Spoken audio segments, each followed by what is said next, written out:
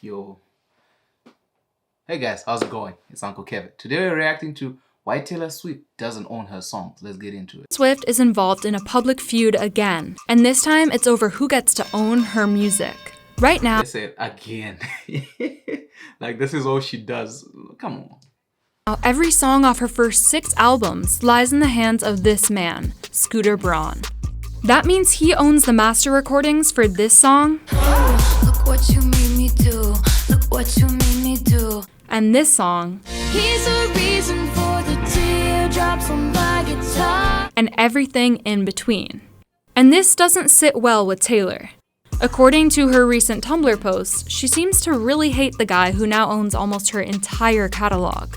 Others in the industry are taking sides, with Halsey, Iggy Azalea, Brendan Urie, and Kelly Clarkson backing Taylor, and Justin Bieber and Demi Lovato defending Braun.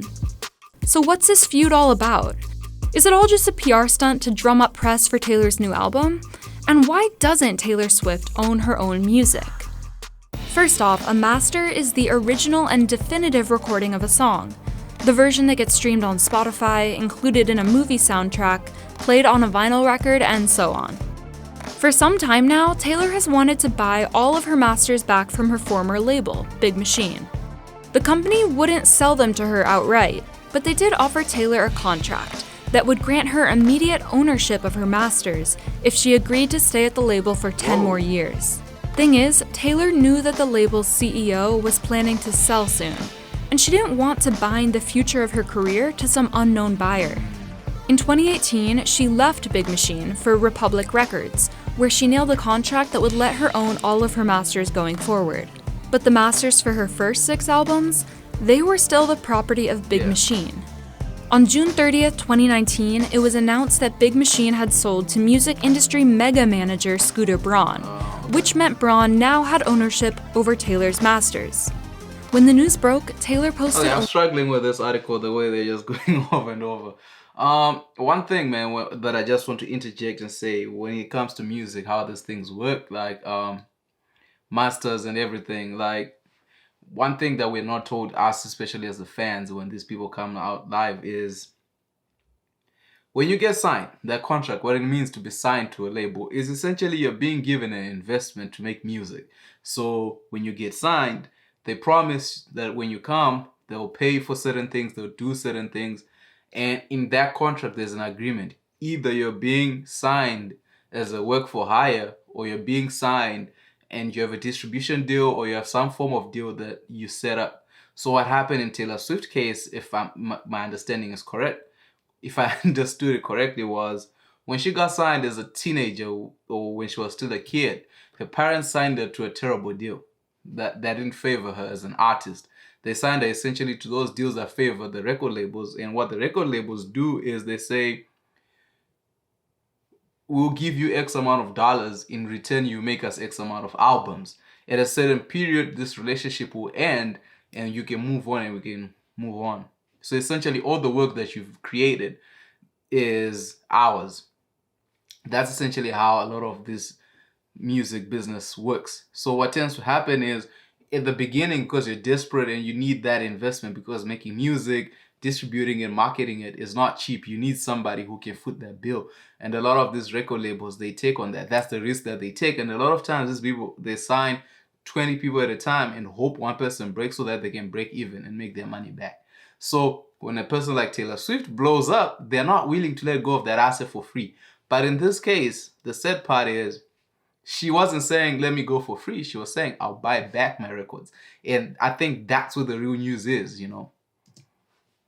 a long letter on Tumblr, calling the Scooter Braun acquisition her worst case scenario. To understand why, we need a little backstory. While Braun manages a long list of superstar clients, Taylor specifically called out his former association with Kanye West, whom she, of course, has been feuding with for over a decade. I'm really happy for you. I'm gonna let you finish. But Beyonce had one of the best videos of all time. More on this later. Now, I remember when this movie happened. I'm a big Beyonce fan. If you watch my channel, you know this. Yeah. Damn, Kanye, come on. Taylor's announced she'll take matters into her own hands in 2020 by re-recording the songs off her first 6 albums. In other words, she'll make new masters that she alone will own the rights to. It might seem surprising that Taylor Swift, a platinum-selling artist, has to go to such extreme lengths to gain control over her own catalog. After all, it is her music, right? No. While that may be true, Taylor is not alone here. It's very rare for musicians to own their own masters. And yep, this goes for industry heavyweights too, like Beyoncé, Drake, and Ariana Grande, none of whom own their vast catalogs. Even the Beatles' masters belonged famously to Michael Jackson after he bought the ATV music catalog in 1985. There are some exceptions. Jay-Z, for one, demanded his catalog back from Def Jam when he became president of the label in 2004. Frank Ocean worked for years in order to buy back his masters from Universal, and Rihanna reportedly acquired her masters at the end of her contract with Def Jam. So why isn't owning your own recordings the norm? Well, when an artist first signs with a record company, often they sign away the rights to all music they record over the duration of the contract.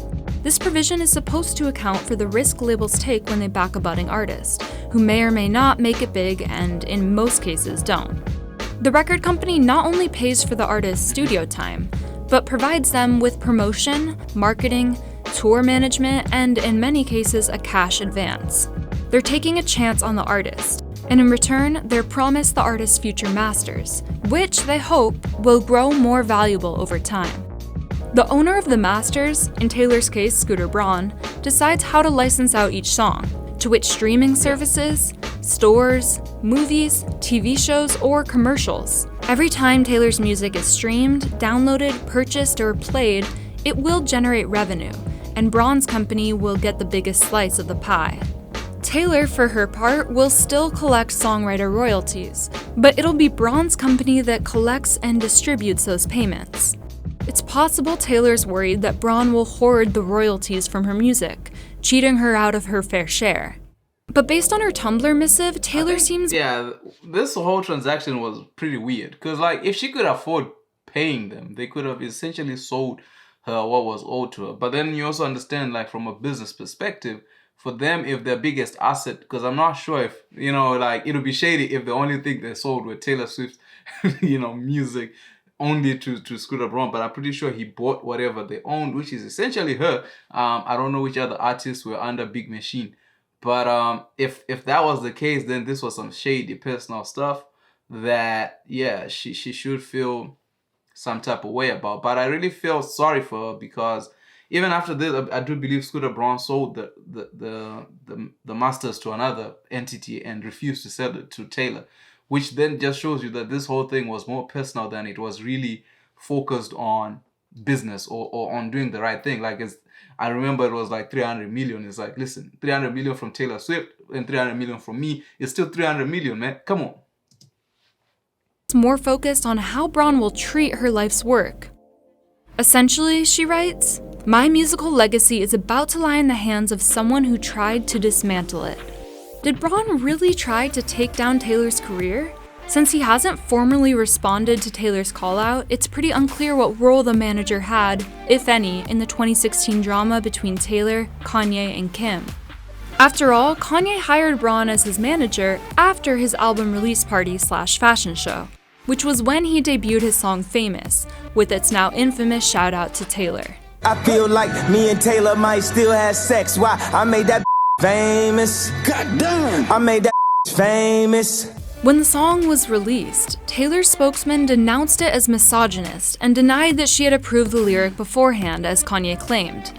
There are going to be people along the way who will try to undercut your success or take credit for your accomplishments or your fame.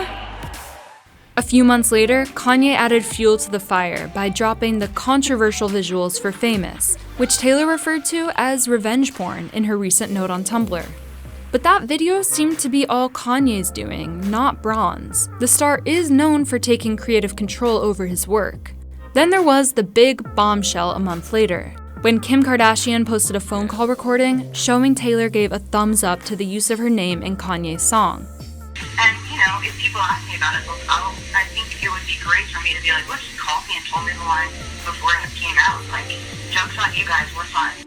Since This Braun is one of those things whereby I really felt for Taylor Swift, because like when the thing comes out and then you're like, it's one of those things whereby I've recently had a friend who's like, did I do this to you? Did I do this to you? And then they're putting you on the spot and you're like, yo, yeah, just to keep it pushing. Like, yeah, you didn't do anything. But it's like, in reality, they did something to you. And I feel like in this case, when they're asking her, she's like, yeah, man, joke's on them. And then the song actually comes out and you're like, man, that was tough. You know, and then the perpetuation of the music video and everything. And then now she has to stand for herself, because I don't know what the issue Scooter Braun really is. You see, a lot of these people have issues behind the scenes, and then when it comes out to us, we don't really have all the information. of course never managed Kim, it seems unlikely he convinced her to leak the call as a way of damaging Taylor's career. Still, in Taylor's eyes, it doesn't help that Braun has long managed Justin Bieber, whom Taylor's never been on the warmest terms with either. In Taylor's blog post, she blamed Braun for a dig Bieber took at her on Instagram in the aftermath of the phone call leak in 2016. Whatever happened in the past, one factor that should give Taylor some comfort is that it's now in Braun's direct interest to protect her career and image. After all, her discography is a major financial asset. Yeah. Braun would want it to gain in value, not fall, so that he can get the best returns on his investment. If it's unlikely Braun will try to sabotage Taylor's body of work, then why is she undertaking this battle? Is it all just free publicity for her new album? Taylor's big announcement that she'd re-record all her work did come on the eve of her album drop. And throughout her career, the singer's been both commended and criticized for her strategic manipulation of the news cycle. From putting her ex, Joe Jonas, on blast while promoting her second album, Fearless, to filling her sixth album, Reputation, with not-so-subtle references to Kim Kardashian and Kanye West. Time will tell whether this was all a PR stunt or the real deal. But if Taylor does go through with her plans to re-record all her music, it'd be well within her rights. Here's why.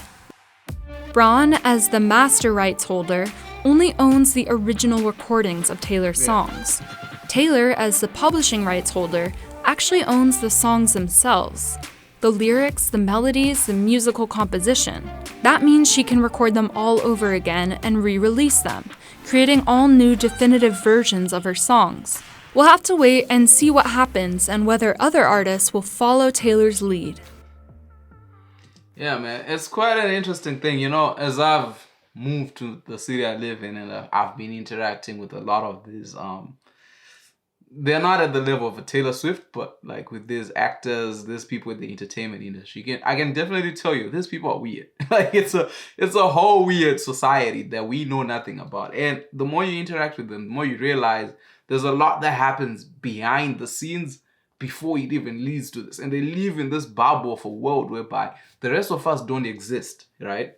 In this case, whereby you're looking at a simple business transaction, it's like, okay, how much do you want for the girls' music? We want 150 million. Okay. Taylor Swift, do you have 150 million? Yes. Here you go. Here you go. Sign. Bye-bye. It's like, no.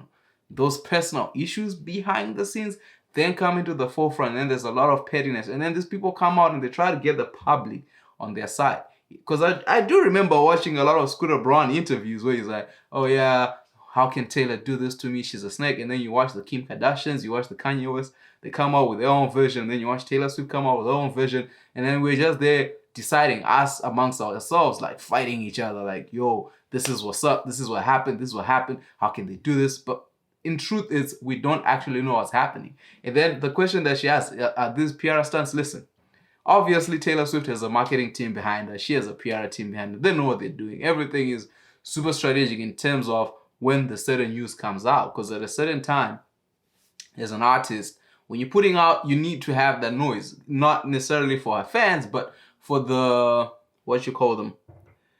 For the neutrals, you know. In order for the neutrals to see you, you need to make a little bit of noise and a little bit of controversy. That way, it creates hype and it puts you in front. Like everybody's Googling your name, Taylor Swift this, Taylor Swift that. Like if you look at it, they do all the time. They do this all the time, the celebrities. Whenever they're releasing an album, they're on interviews, they're on Ellen, they're just doing whatever it takes. So I don't think that she's innocent in all of this. But what I feel like what happened with the Masters, I think for me, just watching from the outside in, it's a terrible, terrible, sad situation. Because if the girl could afford her music, I feel like they should have just sold it to her, just from a moral perspective, not even like from I don't know what you feel about her or whatever, but just being like, hey, all right, you can afford it. Here's the thing. All I wanted was money. Here's the thing. You pay us back. We do this. We move on. But the fact that someone will go so low and be like, nah, I won't sell it to you.